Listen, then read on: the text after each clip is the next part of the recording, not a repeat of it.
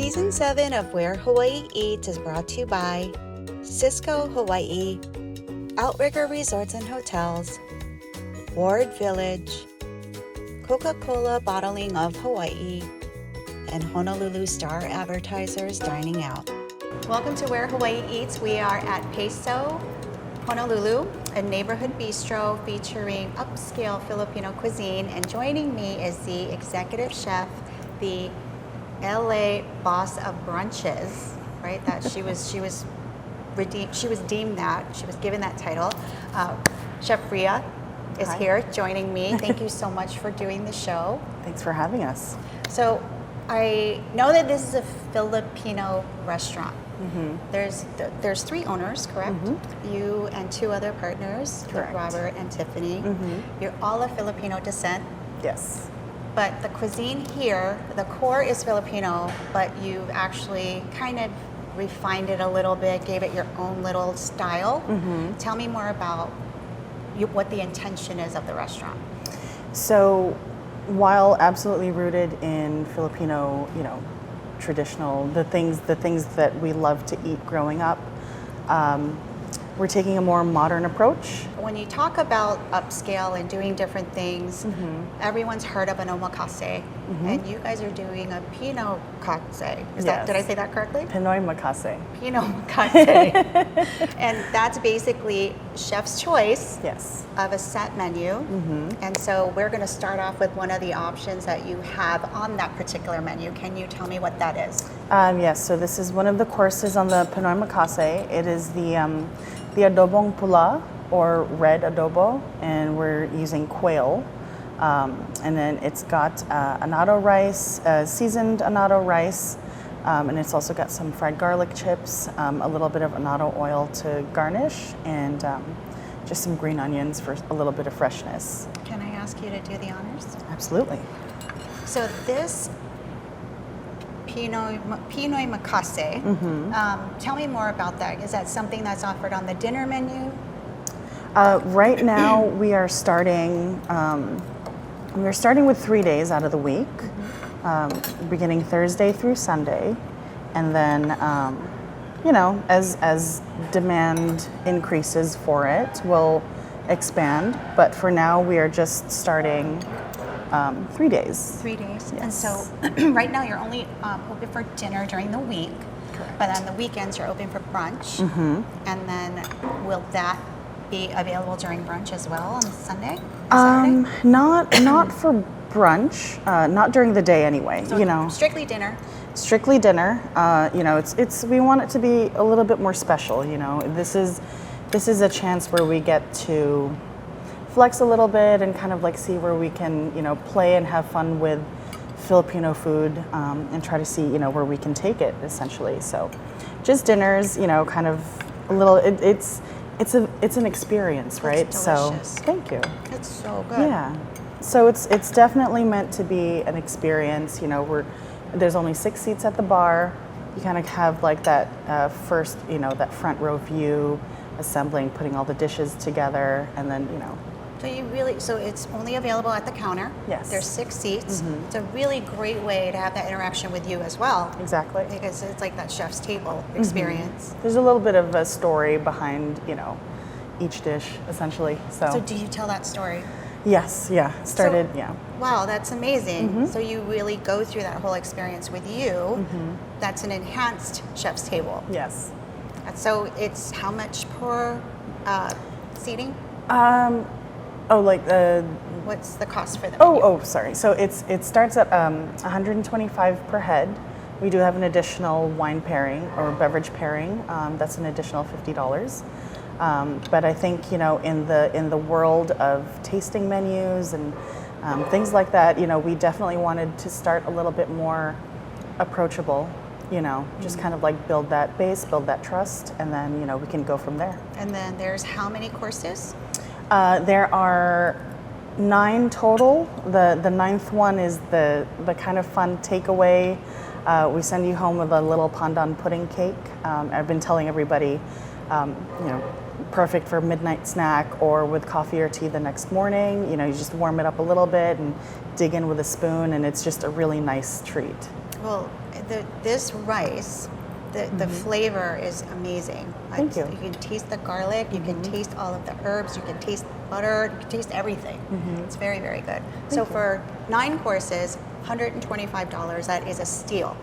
That is, what a great way to try all the different flavors of what you're doing, what you're putting to the table. Yeah.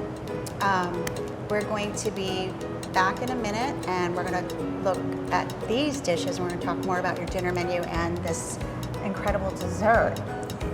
Can't wait.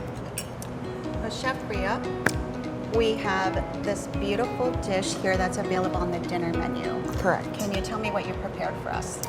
So these are local Kauai prawns. We grill them and then dress them in a taba na talanka sauce. So that's crab fat. Crab fat and all the, the good stuff that, when you open it up, like all the coral, the eggs, and all that delicious stuff. So we make a sauce by first sauteing shallots, garlic, some nice aromatics, and then we throw in the crab fat and kind of just make this like really rich umami sauce. There's also some preserved calamansi that we make in-house. So we just salt calamansi or Filipino lime. And it comes together in the sauce. After it's grilled, it's tossed in it, so it's just like super flavorful. So we need to try this while we talk about this Yes. food some more. I will plate you. Thank you. So I love that you're using Kauai prawns, locally sourced ingredients. The way that you prepared this, what is a traditional dish that you would use the similar ingredients for?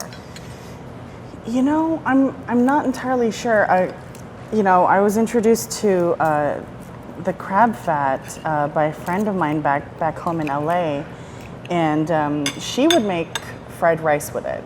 Oh, okay. Yeah, but as far as like the actual crab fat itself, I'm not too familiar with any other like preparations. Typically, the way my parents always did like grilled prawns at home was just very simple, salt, pepper, oil, garlic. But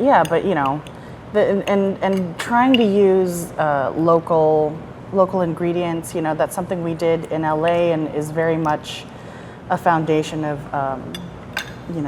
the style of cooking that I've learned along the way. I can taste the crab. I can taste that in each bite. I love that you used a Kauai prawn to marry the two. Crabs and shrimp can be together. Yeah, absolutely.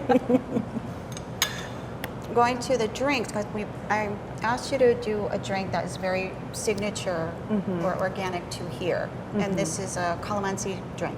Yes, calamansi drink. It's modeled after an agua fresca, so it's meant to be super refreshing. There's some cucumber juice in there. It's very refreshing. So, perfect for summer. We've got, so it's just cucumber juice, calamansi juice, just a little bit of sweetness. And then this one is our another like seasonal refresher. So another thing, great for summer. It's watermelon. We actually used local Govinda juice for this. So again, trying to support local producers. I love that you're doing that. Okay, I know this is your favorite dessert. Yes. And no meal is complete without something sweet. So talk to me about this. Okay, so this is my absolute favorite dessert. It's called a Sans Rival. And I have always loved this growing up. And it wasn't until recently, it wasn't until recently that I decided to, with some encouragement from a pastry friend of mine, to just get in there and try it. So it's a cashew meringue in between layers of, it's a brown butter, brown sugar buttercream. So it's very rich, it's very unique, and very good. Yeah, thank you. So good. So you get the creamy, Everything you just said the just crisp. happened.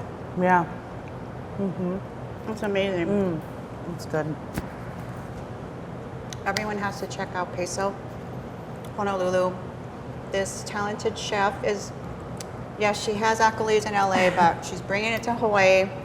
Eat her LA named her as one of the best chefs in LA, and we are so fortunate to have you here and sharing your cuisine with us. Thank you, Chef, so much for doing this. Thank you. And talking about your food. Thank you. Thank you for watching Where Hawaii Eats.